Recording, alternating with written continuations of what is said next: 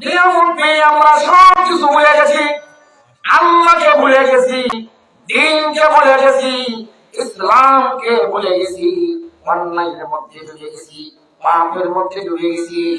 আল্লাহ রাব্বুল আলামিন এই দুনিয়াতে আমাদেরকে প্রেরণ করেছেন একটা পরীক্ষা কেন্দ্র। এখানে আমরা এমন একটা পরীক্ষা কেন্দ্রকে আল্লাহ পাঠিয়েছেন যে পরীক্ষা কেন্দ্রের উত্তর কি সব আমাদের জানা, প্রশ্ন কি তাও আমাদের জানা, উত্তর কি হবে তাও আমাদের জানা। বলেন আল্লাহ রাব্বুল আলামিন কি কি প্রশ্ন করবেন সব কি আমাদের জানা না? সব আমরা জানি। আমরা যে মারা যাবো, মারা যাওয়ার পর কি প্রশ্ন হবে সেটাও আমরা জানি। মৃত্যুর পরে কি হবে তাও আমরা জানি। দুনিয়াতে আমরা কি করবো সেটাও জানি। কি করলে আমরা অন্যায় থেকে বাঁচতে পারবো, ভালো কিছু পারবো সেটাও আমরা জানি। কিন্তু তারপরেও আমরা কি পাপ থেকে ফিরে আসতে পারছি? সকলেই পাপের মধ্যে ডুবে আছে।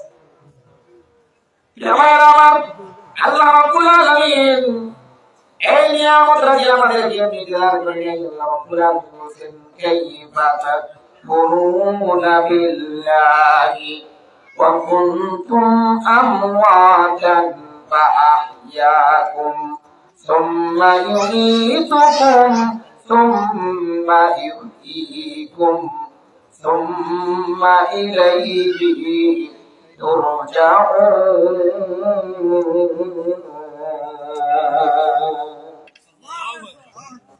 আল্লাহ বলেন কাইফা তাকফুরুনা বিল্লাহ, এ দুনিয়ার মানুষ কিভাবে কিভাবে কিভাবে তোমরা আল্লাহর সাথে কুফরি করো, কিভাবে তোমরা আল্লাহর সাথে নাশকরি করো। কাইফা তাকফুরুনা বিল্লাহ ওয়া কুনতুম আমওয়াতান, অথচ তোমরা ছিলে মৃত।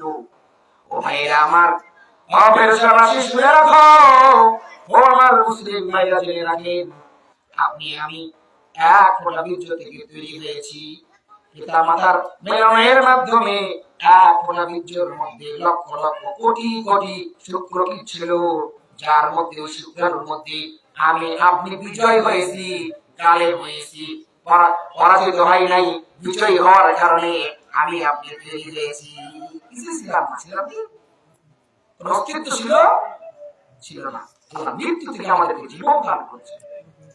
আল্লাহ বলছেন, আল্লাহ রাব্বুল আলামিন বলছেন তোমাদের মৃত্যু থেকে আমি জীবন দান করলাম, আবার তোমাদেরকে ইন্তেকাল করাবো, ইসলাম থেকে করাবো, এক জায়গা থেকে আরেক জায়গায় নিয়ে যাব, তোমাদের মৃত্যু দান করব, তোমাদের রূহকে কবজ করব। রূহকে কবজ করার পরে আবার তোমাদেরকে জীবিত করব। কিন্তু বর্তমান সময়ে যারা নাস্তিক রয়েছে তারা বলে আল্লাহ রাব্বুল আলামিন কিভাবে আমার তৈরি করবেন? এই দুনিয়া এমনি এমনি তৈরি হয়েছে, মানুষ এমনি এমনি মারা যাবে, এমনি এমনি শেষ হয়ে যাবে। নাস্তিকরা এগুলো বলে থাকে। কিন্তু আপনারাই বলেন, প্রথম কোন জিনিস তৈরি করা কঠিন না দ্বিতীয়বার তৈরি করা কঠিন? বলেন, প্রথমবার কঠিন না? যে আল্লাহ ন্যায় জিনিস থেকে, অস্তিত্বহীন থেকে আমাদেরকে অস্তিত্ব দিয়েছেন, আমাদের এত সুন্দর সুঠাম দেহ আল্লাহ দান করেছেন, সেই আল্লাহ সুবহানাহু ওয়া তাআলা কি দ্বিতীয়বার আবার ওই হাড় হাড্ডি থেকে আমাদেরকে আবার কি